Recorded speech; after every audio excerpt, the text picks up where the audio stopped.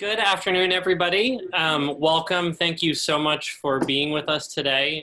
We are so grateful to you for being here. I'm James Gilson. I am the Interim Director of Advancement at the Nasher Sculpture Center. I want to send a special thank you to those who supported Barry X. Ball Remaking Sculpture at the Nasher, Elizabeth Redleaf, the Turning Point Foundation, the Heartland and Mackey Family Foundation, and Betty Regard. And I also want to thank the many Nasher patron members who are joining us today. It is not an exaggeration to say that our exhibitions and our programs at the Nasher would not be possible without you. So thank you. Before we get started, I wanted to make just two very brief notes. We will be having a Q&A following today's tour. So please submit your questions at any point today using the chat feature below. Lauren James, our manager of member engagement, will be moderating. And then we will also be recording today's session. We will send that recording to you when we are done, and I hope that you will share it with your friends and family.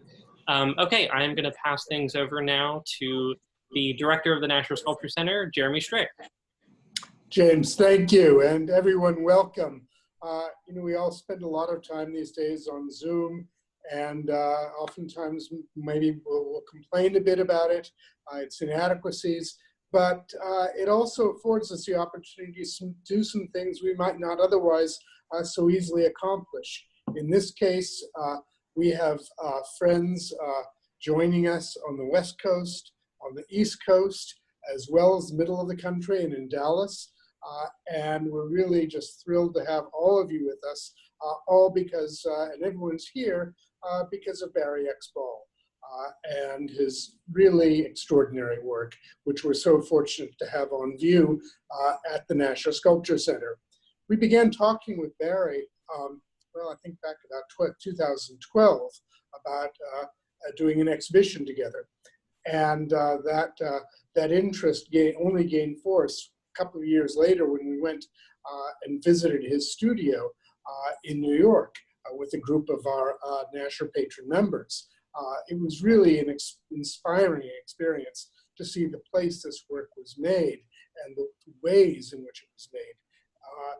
But that we soon learned was to be nothing compared to the new studio that he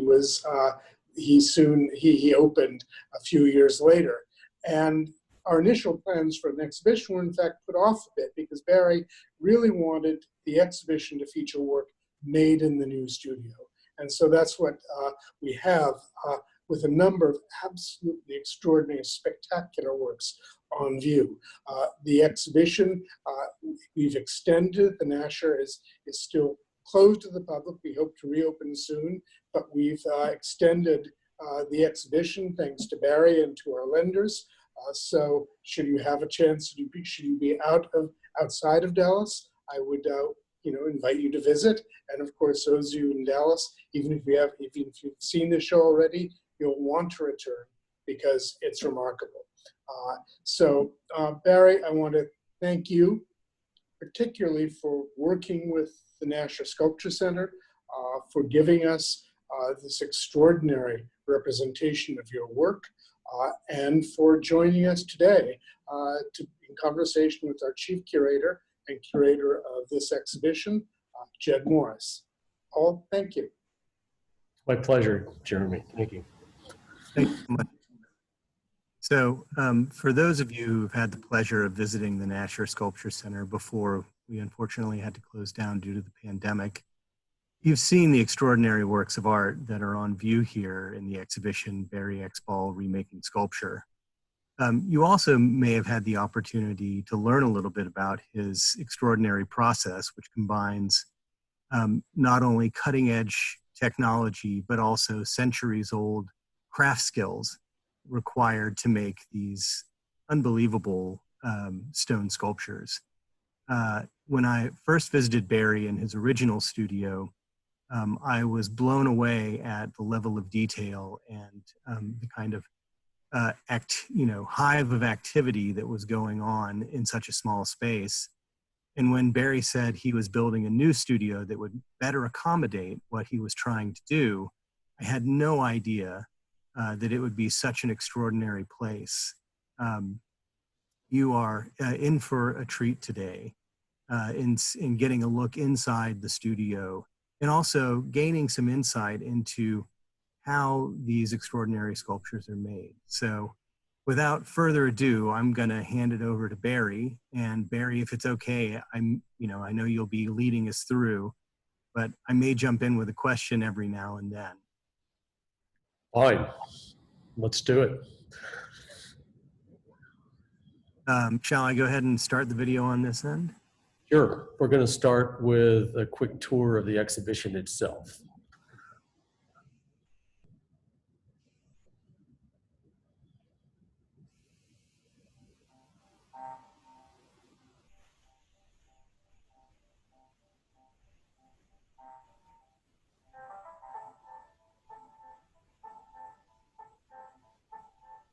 This exhibition took as long to put together as the construction of my studio.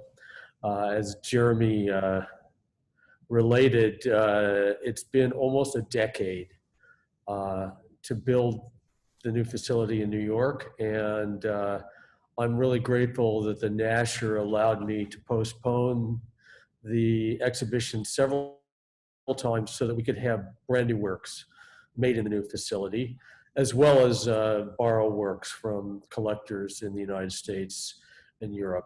And I think my work has never looked better, mainly because it's such an extraordinary facility. A beautiful museum, a place meant for sculpture. We're now looking down into the new main fabrication hall of my studio in Greenpoint, Brooklyn. It's about 2 blocks from the East River, overlooking Manhattan. We'll see some images placing it in the geography of New York. And you're watching my incredible team of sculptors and me as we work on some sculptures, in this case chosen because they're new versions of some of the ones that are currently at the Nasher. There's a second version of my Pietà in translucent Iranian onyx. And in the background, you can see a new version of Saint Bartholomew, this version without the body, just the skin. And Masaki, my great sculptor friend who's been with me longer than anybody else in the blue shirt, is working on Purity in translucent pink Iranian onyx. You can see that the room is a beautiful place with 30-foot ceilings. The entire west wall opens up and it's filled with light. And we have a 20-ton bridge crane that enables us to move massive monumental sculptures anywhere in the facility. And you can watch the handwork that Jed alluded to on a sculpture like this that we're looking at, the St. Bartholomew. There are somewhere near 8,000 person hours that go into it after all of the digital and other robot work. This is a architect's rendering. I had an extraordinary architect work with me, Andrew Berman, who did the Sculpture Center in New York and renovation of PS1. This is the property that I bought in late 2011. Here's our team on the groundbreaking day. And here we start to build. Building this section of Brooklyn is interesting. It's like building in Venice. If you go down to about 3 feet, there's water because we're so close to the river. So massive foundations and pilings are necessary. Here we are pouring concrete. The entire facility was designed as an integrated organism for the production of my sculptures. And I worked very closely with the architect to make it a factory specifically for my work.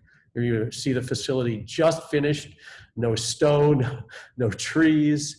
And here I am proudly standing on the sidewalk in front of the new place. you can see that in the front yard of the studio, and we'll take a little stroll over there in a second, are the stone that I've collected over many years. Here we are from the roof of the studio. So you can see iconic landmarks of New York City in the background, the Empire State Building. And you can look down into the stone yard where 25 years of stone collecting has been deposited, formerly in locations in Mexico, Europe, Connecticut, etc. To have my palette of material all in front of me is just an extraordinary thing. And we can receive giant trucks like the one that brought my work, there were two of them, to Dallas. They can back completely into the facility and we can load them with the large bridge cranes. We can take up to 20-ton blocks of stone that arrive from primarily Europe. I do a lot of my stone shopping in Italy, but I have stone from Iran, Bolivia, Namibia, Italy, of course, Portugal, and America. A lot of what you're seeing in the foreground here is Mexican onyx, which is really my favorite stone.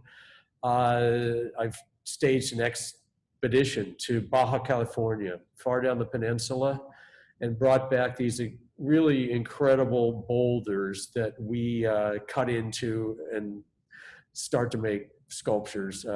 There's hidden gems inside of them. We're walking by Iranian onyx here. I see calcite from Utah.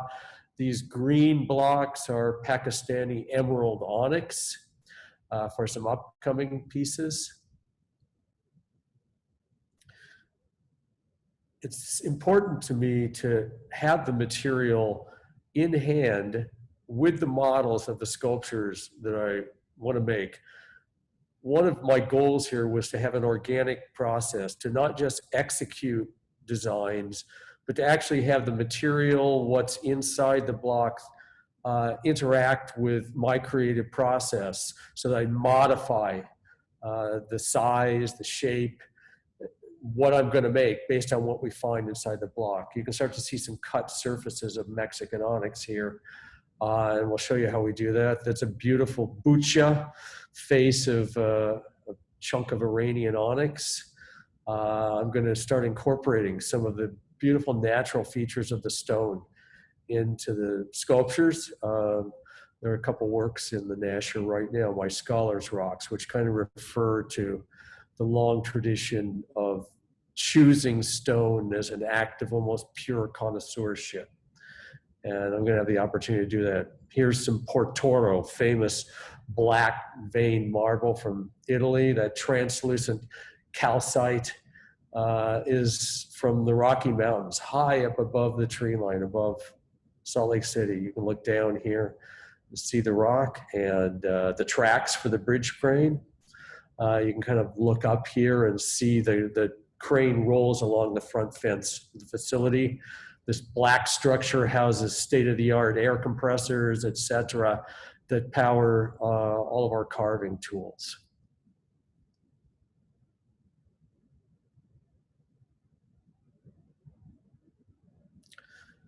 Apologize for the jumpy quality of the video. Is actually beautifully shot. It's due to bandwidth issues here. We're now going to go inside the large fabrication hall. And that's Hina Kim, who's kind of the capo of handwork, has been with me many years. Here's my Pellegrini custom-made robot diamond wire saw and water filtration system. Again, 20-ton bridge crane inside the main hall to move stone around. And here we are cutting a block with high-speed wire with diamond matrix segments. This is Utah calcite for one of the versions of Madam X that's in the show at the National right now. We use water to cool, lubricate, and control the dust. an entire water collection system was built into the building, and we filter out the dust and reuse the water.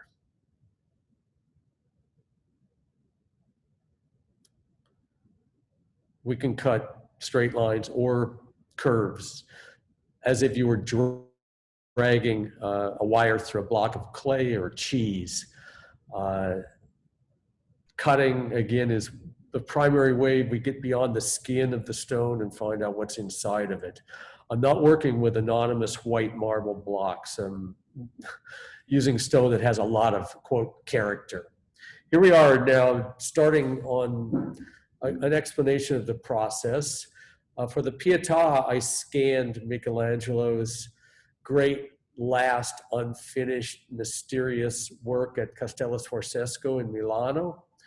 Here's the images of us using a state-of-the-art Breitkmann white light scanner. And this is the digital model that we ultimately created from the scans. And here's a rendering.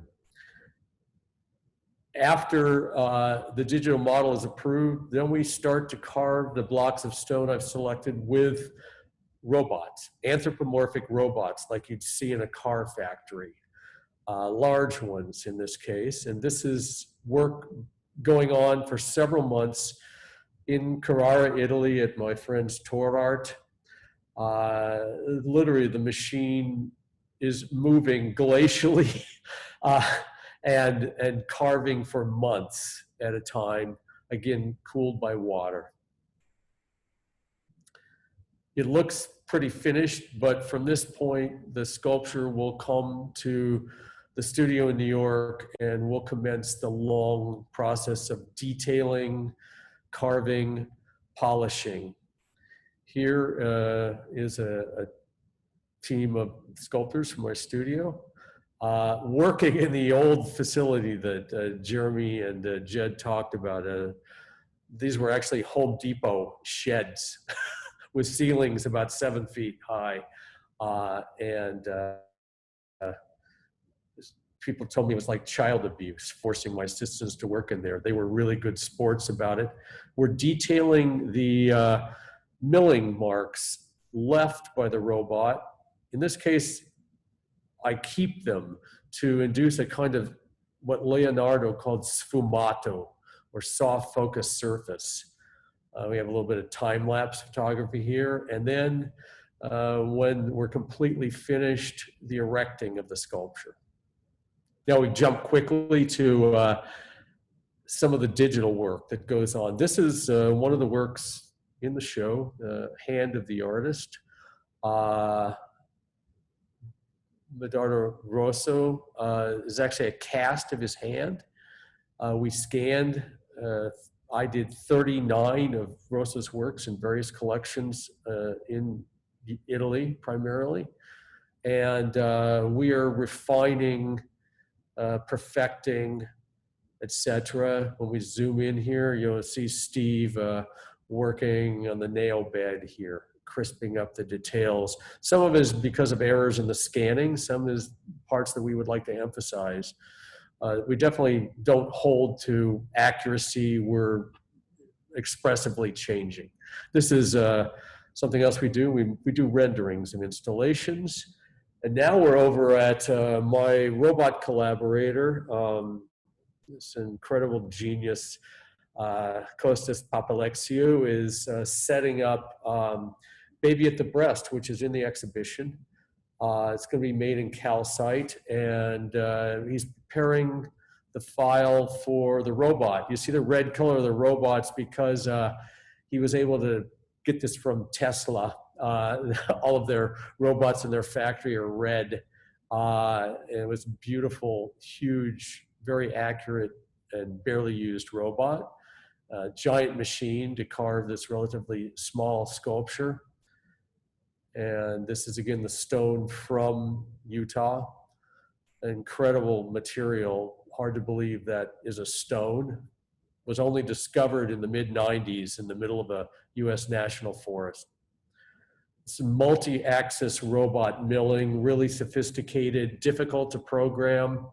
Costas is really a world leader, and I'm really glad that he's basically dedicated this machine to the carving of my work. There's a piece on that machine right now. All of the Medardo Rosso project works in the exhibition were carved on that machine. It's great. These facilities in the Brooklyn Navy Yard, like 3 miles from my studio, so I can go back and forth easily.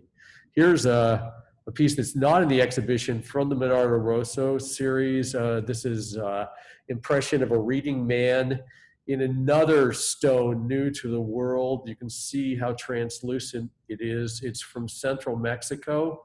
It's another onyx. Very abstract work. I was trying in these sculptures to take the already very abstract Medardo Rosso works and push them another level, almost to the point of not being recognizable. And this one's kind of an extreme version. It's hard to realize it's a man reading a newspaper leaning on a pole. So Barry, just to clarify, the smaller works you work with the milling operation in Brooklyn, and then the larger works you work with Tour Art in Italy. Is that right? That is right. Yeah, and they're both extraordinary places. I'm the only guy really working in stone at Costas's place. He mills a lot of other materials. Here's the sculpture that we saw being digitally modeled, hand of the artist. And this is a beautiful, translucent, golden pink Iranian onyx. The tip of the cutter is tiny. In this case, it was only 2 millimeters in diameter.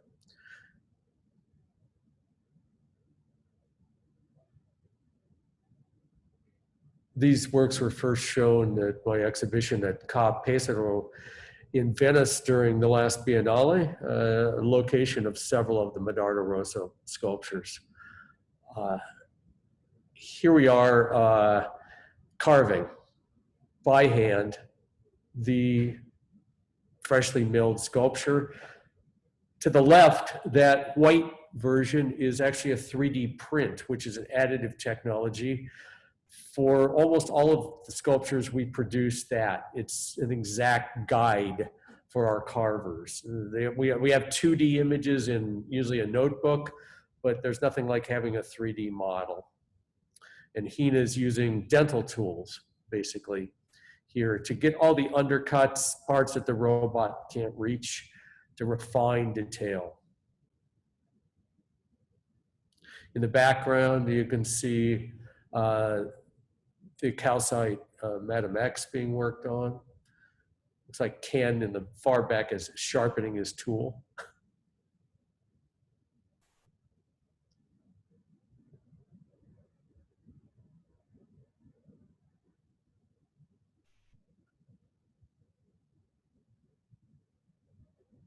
These shots were taken just yesterday.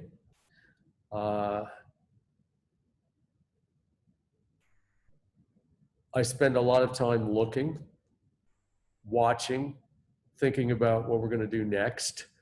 I'm involved with all aspects of the work. I actually spend many nights at the studio. It's a dream to have this facility. It's work, it's vacation, it's life, it's everything rolled into one facility. Why wouldn't I want to be in this extraordinary place, dreaming of new works, being able to realize them? I combined all the best features of all the facilities I'd ever worked in, I feel. And we are still finishing aspects of the studio. You'll see that during this coronavirus shutdown period, we've actually had a beautiful time. You can see we have social distancing going on here. We've been able to quietly work. I mean, it's been a strange time for all of us, and a lot of sadness around the world. But for us, it's been a great time where we got to finish all kinds of setup, getting ready for the new generation of works. Here's one. It's the just finished. Yesterday, we got it up for the first time. This is inspired by Rosso's Henri Rouart. I call it Portrait of the Artist. This is the largest Rosso work. It's over 3 feet tall. And you can see that I've chosen one crazy piece of Mexican onyx that's riddled with holes. Brand new, just done yesterday. In this case, there's micro fluting. We left the milling marks on there, again, to give a little bit of a soft focus appearance of the surface, which works in conjunction with the translucent stone. There's an earlier shot of the Medardo Rosso works installed at the gallery that we have at the studio. We're kind of going to go behind the scenes now and show you various rooms at the studio. It's almost 20,000 square feet. Here's a version of Purity installed in one of the rooms off the main fabrication hall.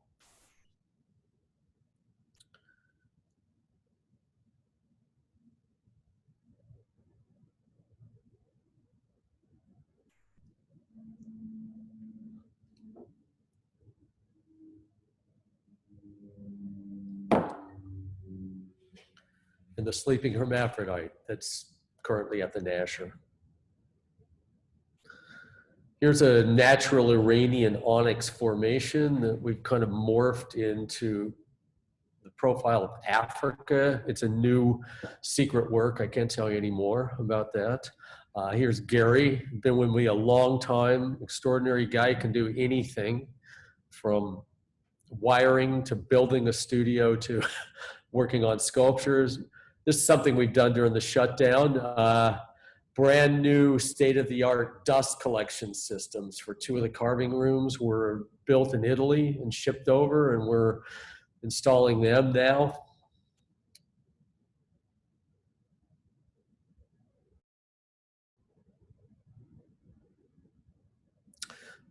Some of the pedestal components for Medardo Rosso project works.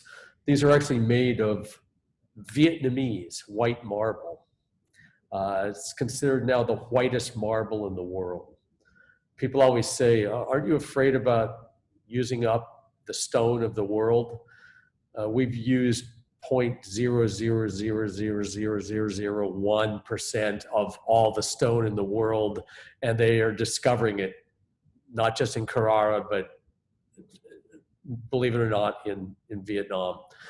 Here's Hina detailing the part of the back of the Pietà and adding in by hand some of the same ridges that the robot left. Nate's up on the scaffold. Prior to the coronavirus, for the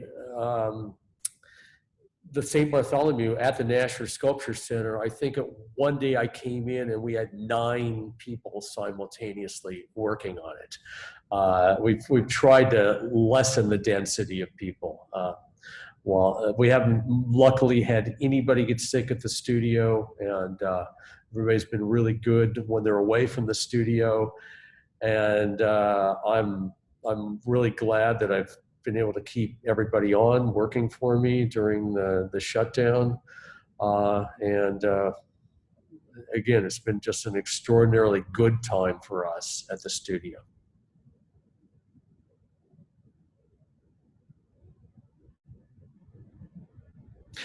We'll show you some of the facilities built into the studio that I wanted, that I thought were important to take care of the people who dedicate their life to working on my sculptures. So you'll see that we have locker rooms, bathrooms with showers, employee dining room.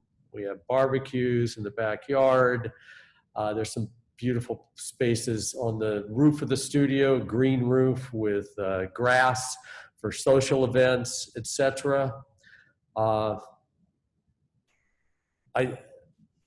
just always grateful to have these people working for me, and I want to give them the most beautiful place to work.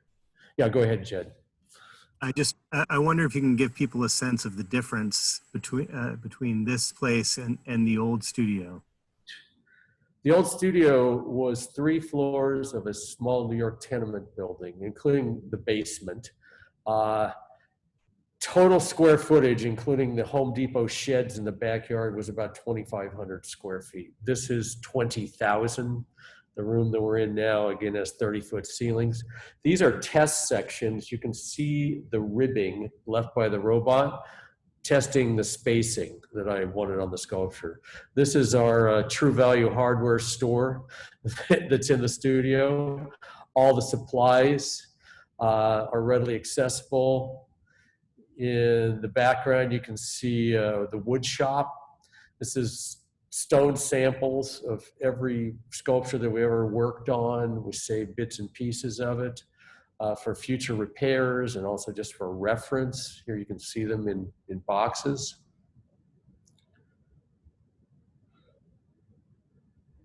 Here are some new Medardo Rosso project works, just almost finished. Experimental model there.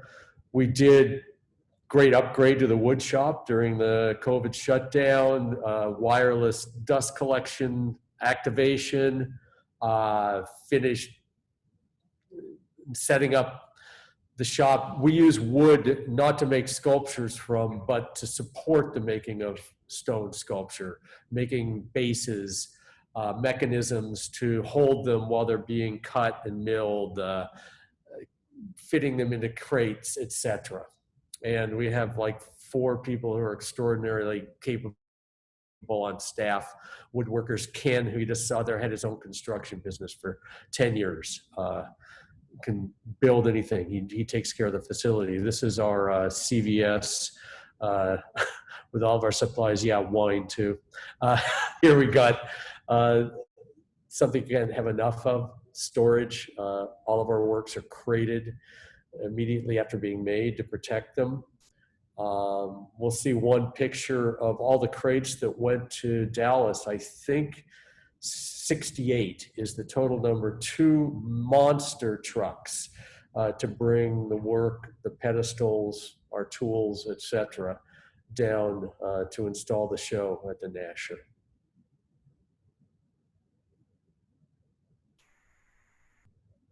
That's the little crane we had at the old studio, 2 tons, tiny little rolling crane. Here's the employee dining room, locker rooms, bathrooms, backyard.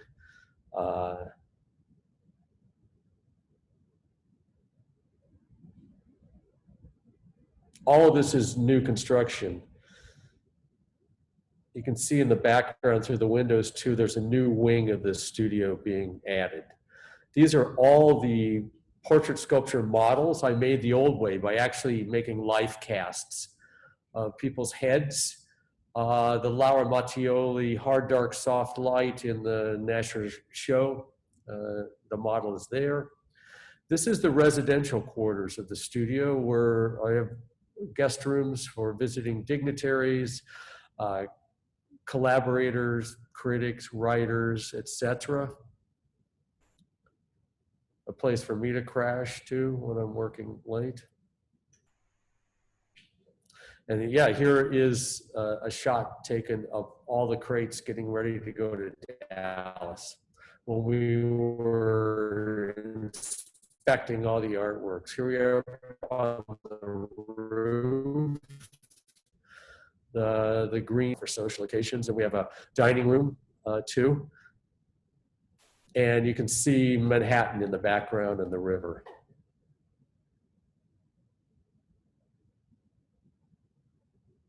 And there's the new veiled woman based on the Medardo Rosso Femme à la Voilette in calcite. And I'm sitting right there right now. Okay, that's the tour. That's amazing. Thank you so much, Barry. It's really, you know, I've been there several times, but it's so incredible to see even on video, and you know, even more amazing to think how you managed to make some of these works when you were in 2,500 in a 2,500 square foot brownstone. I don't even know how you got the stones into the basement or the back courtyard to work on them. It was crazy. We came up with all kinds of weird ways to roll them and so on. But the sleeping hermaphrodite was the last of the works made there. And if you look at it, it's kind of low, and it weighs 1 ton. Works larger than that could not have been done. St. Bartholomew, the Pietà, etc. In the old.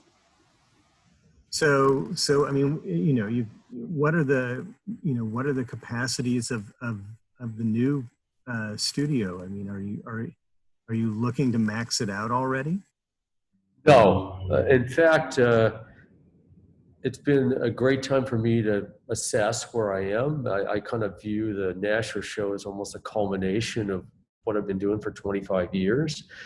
And I think we're going to be focusing more on individual works, making larger but more intense, if you can believe that, works, not thinking about production, not thinking about series, and utilizing the capacity of the facility not as like a place to produce things in great numbers, but just to have all those capabilities focused on extraordinary individual pieces.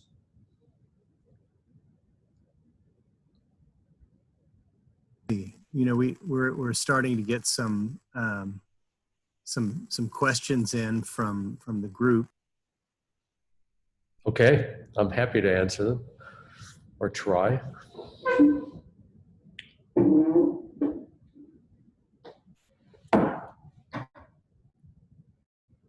I'm losing your sound, Jed, but maybe it's not important right now what you're saying. I'll unmute. So one of the questions was wondering, what happens with the 3D printed models when the sculptures are finished? They go on a shelf. We have a nice collection of them. I've actually made works based on 3D printed models. So I not only do stone sculpture, like the portrait I did of Prince Albert of Monaco, and in our show, the model for the portrait of John Paul II, the Polish Pope. Those 3D prints are actually used in the casting process. And then I've done other works. I did some perfect forms based on Boccioni's unique forms of continuity in space, where we actually coated the plastic 3D printed model with copper to make it a permanent sculpture. One thing about 3D prints in plastic is they're not permanent. You can see the age of them in my studio by which one is yellowest. And they get quickly, they start deteriorating rapidly. So I imagine that, the older material, the oldest 3D prints were of a material that was not nearly as kind of archival as some of the material that's available today. Yeah, it's hard to know if it's gotten any better. I mean, Museum of Modern Art has had problems with its plastics in the design collection from the 50s. I'm very pessimistic at current time about 3D printed plastic models as permanent artworks. Whenever I see one out in the world, they're beautiful. They look ivory white. What the 3D printers can do is extraordinary, but I almost feel like I see them degrading in front of me when I'm looking at them. Right. Let's see. Let's see. Another question. So, question about why you decided to make works on masterpieces of the past. Well, there's a long tradition of artists working after other artists' work. In fact, Jansen's art history in my from the beginning is Montaigne and Dürer working back and forth, and the famous Battaglia d'Anghiari, where Rubens copied or made a version of Leonardo's great work in the Palazzo Vecchio in Florence. I mean, it continued up through Picasso with riffs on Velázquez, etc. And I felt that I could approach that practice completely differently with the technology available to us. To take somebody else's work as my starting point and take it to a new place, but try to hold on to all the power and magic that was in the original work. Not do something like a pastiche or a joke. You know, I don't think jokes have resonance over the centuries very well. Try to do something really serious to understand completely, I hope, what the other artist was trying to do as much as I can, to do research on that artist's work, what were their intentions, and then twist it, push it in a new way, utilizing the bloody red Rouge de Roi marble for this flayed figure of Saint Bartholomew, introducing lots of subtle changes into my Pietà. And I've, on a few occasions, had the opportunity to show my work alongside their historical antecedents, the works that inspired them. And at that point, several people have said to me, "Oh, I get it. They are not copies. They're new works." There's, you know, so.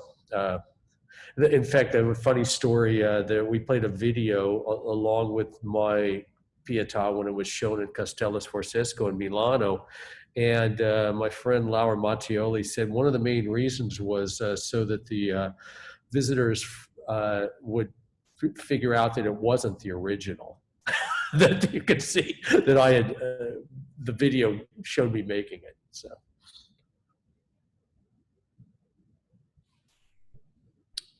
I don't hear you at the moment.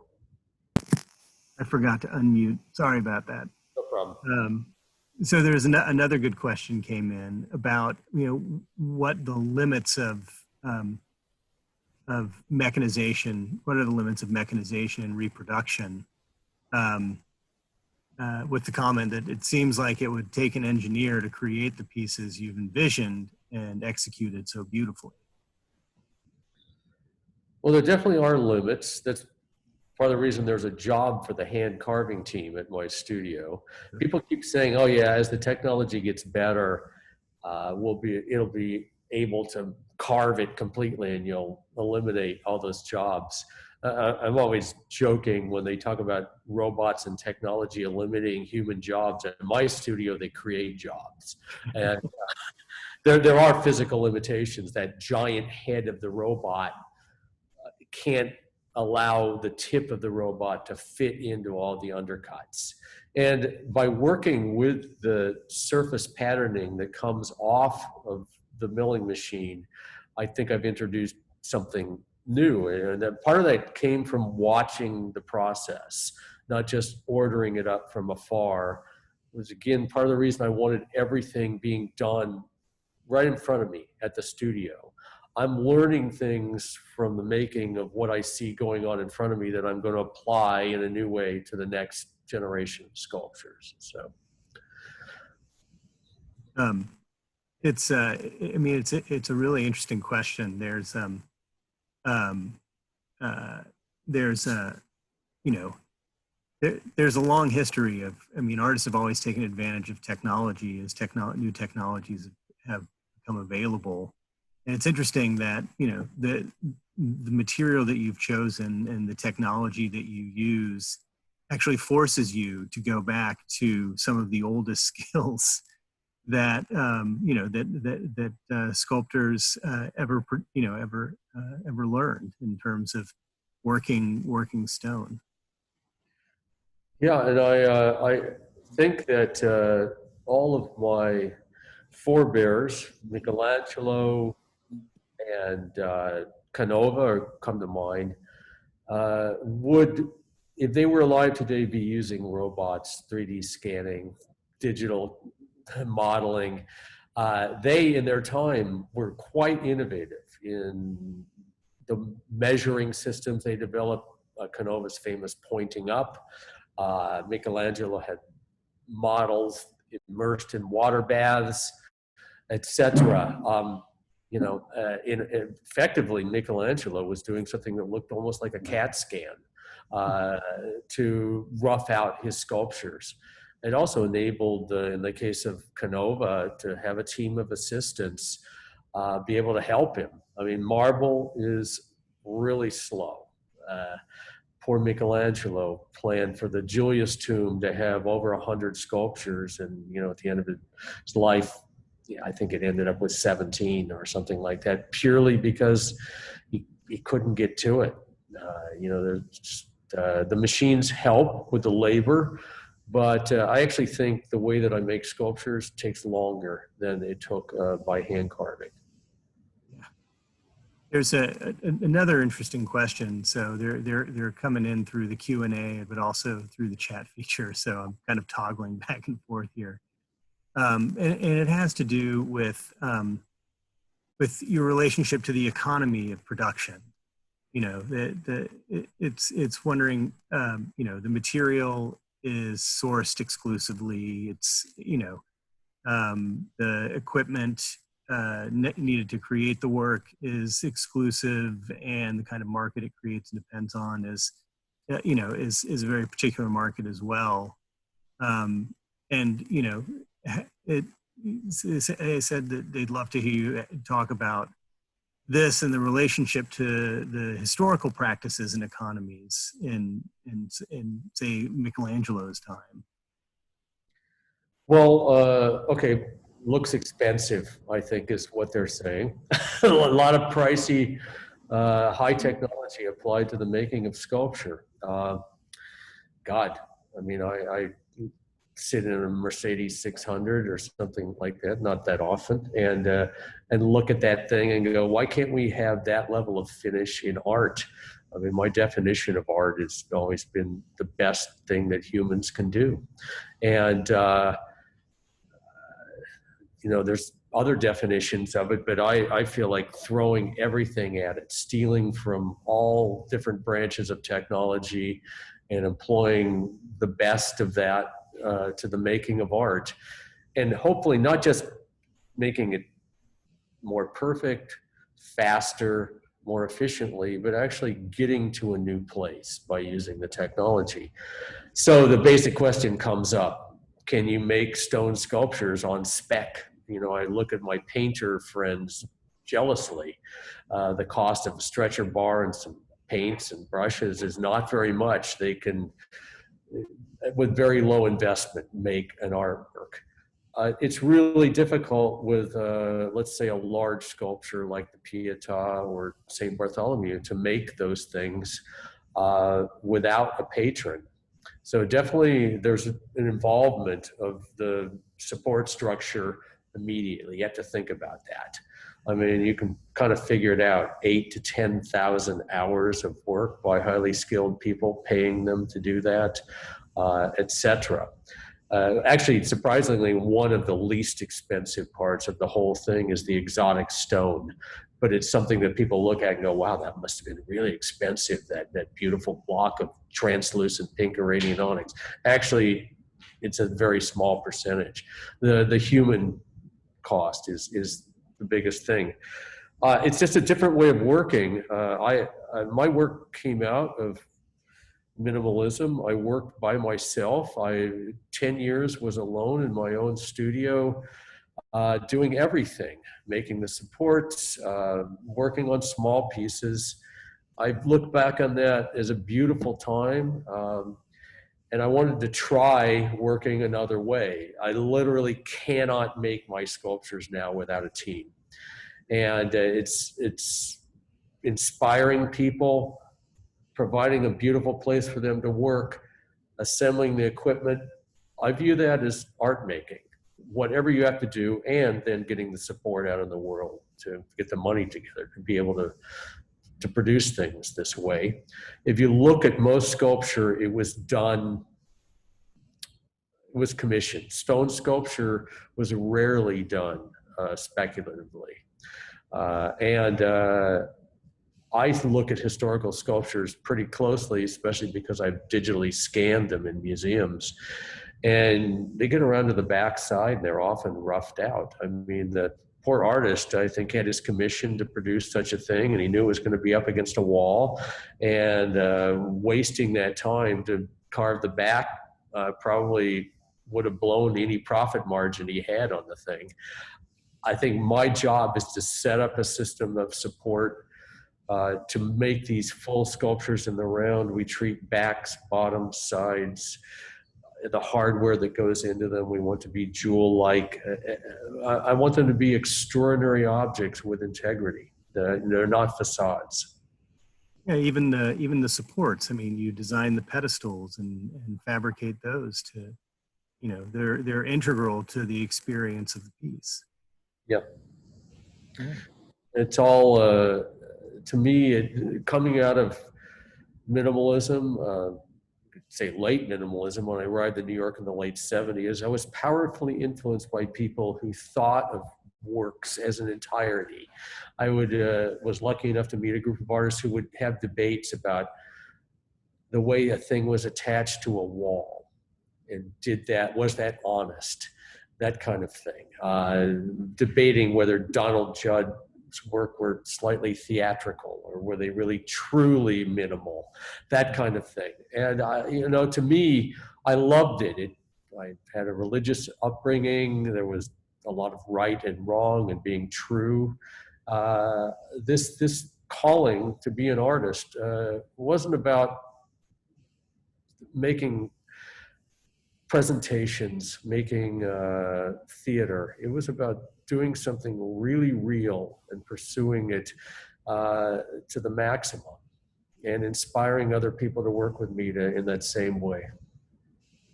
There are a couple of other interesting questions. You know, one is about adapting to new technology. I mean, you've been working with stone and working with various technologies for about 25 years now, but technology changes so quickly. I mean, has there ever been a point where, you know, you had to upend your process because of new technologies or a change in technology so that you couldn't do it the same way anymore? Yeah, we're constantly looking to improve, and the robots get better, the scanning gets better. Scanning is now completely integrated with the milling. That's kind of new. We used to scan a sculpture and never use a 3D scanner. Now we scan the block of stone on the mill to fit the sculpture within it. And there's something coming up where we may be able to detect what's inside the block by various densities. I don't view these things as frightening or you know, making what I did before obsolete. They're just great new things to apply to the making of the work. Yeah, we're reading all the time. I'm lucky that my fabrication partners, Costas I talked about, or the guys in Italy, are constantly like researching new technologies. We are too. I not only depend on, I'm in awe of the digital abilities of the people who work for me, who are constantly upgrading their skills. You know, it's I could talk briefly too about, you reach a point as an artist where if you insist on knowing everything yourself, you're going to be the bottleneck, the limitation. That if you're going to do work at a really high level that's large like this, you need to bring in people who are much better than you at a lot of individual things. I like to feel that I know a little bit about all of them and understand those processes, but I'll never be as good as Steve Cartoccio, who's got every menu item memorized in ZBrush, you know, that kind of thing. And I think when there's a kind of Zen letting go at some point where you, as long as you set the tone for what you expect, and I think people, you know, they detect when I'm happy or not. That it's great to have a team of people like that working with me. Well, and you're making work that is actively that's extraordinarily challenging to make. Look at the Pope portrait. I mean, that is an unbelievably difficult. You're having to have experts invent new processes in order to make it. Yeah. I should stick with something that works, and somehow I get sucked into yet another chase after something new. But So I think we have time for just a couple more. So and they have to do with stone and the challenge of working with stone. But also, is there a stone that you haven't been able to work with that you would like to work with? Are there really two questions? What's the main challenge in working with stone, and is there a stone that you would like to work with in the future that you haven't been able to get your hands on yet? Funny, because a friend of mine notified me that Christie's was having an auction of gems and minerals in London during the shutdown, and I went online and bought a block of malachite, the famous stone used like with Russian decorative arts and so on, very rare from the Congo, and I won. It arrived. It's a beautiful chunk. I'm going to do something with that.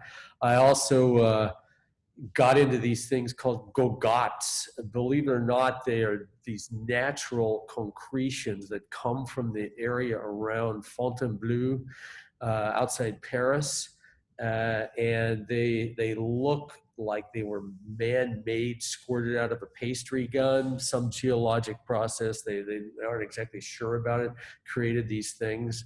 And I also bought one of those, and I'm scanning it, and I'm starting to actually get back to focusing on stone itself as a material. I don't just make an assumption that I'm a stone sculptor. If I'm going to use this bizarre stuff that comes from all over the world, the Earth's crust, I want to know about it and start to refer to it, not just use it blithely as the thing that you make sculpture out of. Stone is one thing that's hard for me to believe is that if you become aware of the breadth and beauty of the range of stone that's available in the world, why you wouldn't want to exploit that and play with it. Why you would still just make sculptures out of white marble, gray granite, etc. There's such extraordinary stuff. If you go to the Tuscan coast in Italy, from Carrara down to Viareggio, there are 30 miles of blocks stacked from all over the world.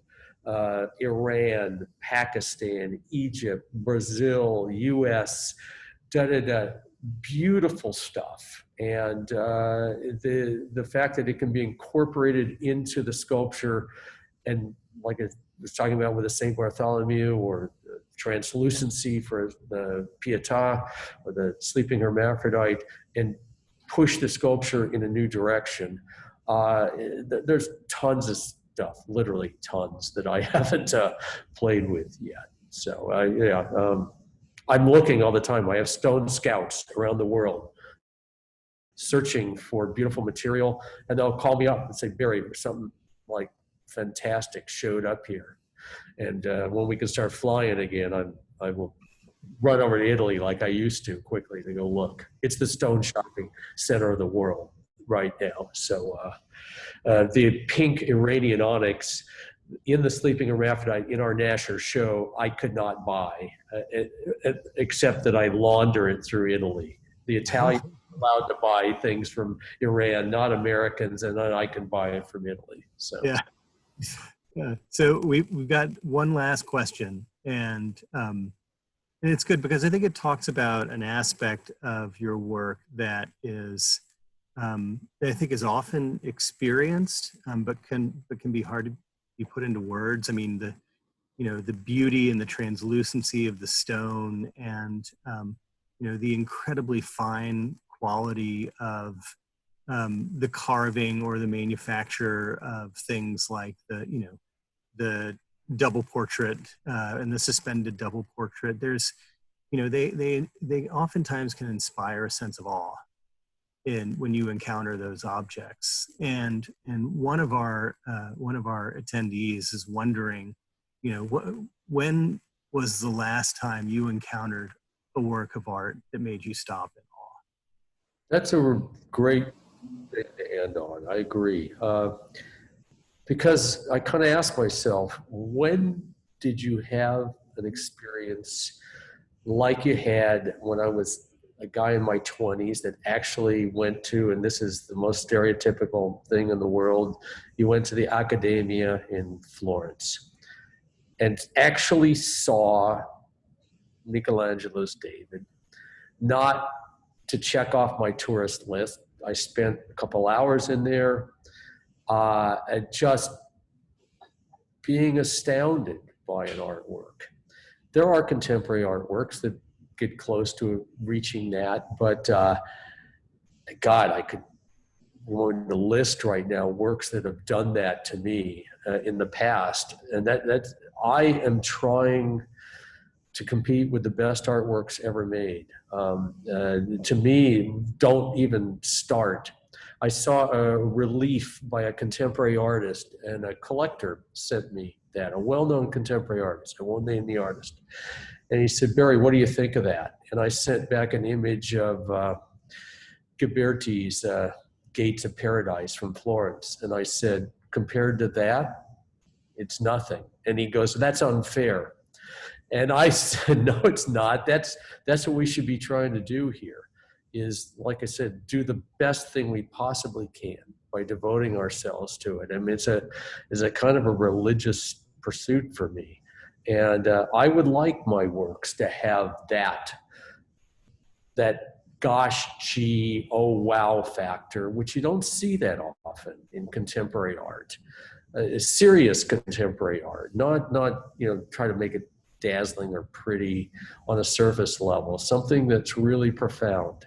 I'll spend the rest of my life trying to make those kind of experiences, those kind of objects.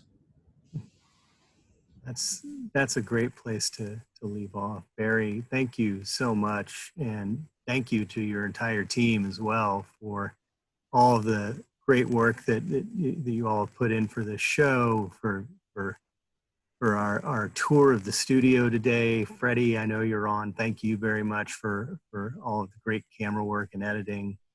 It was a real treat to get to see behind the scenes.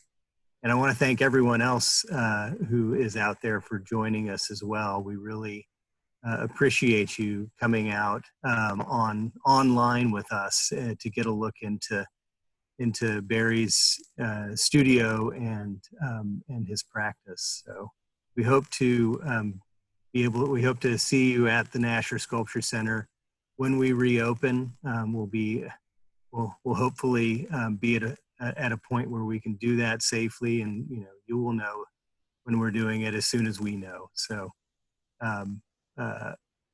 really appreciate it, and we'll see you the next time. Thanks everybody too, and Jed and Jeremy and all my friends in Dallas. See ya. Wow.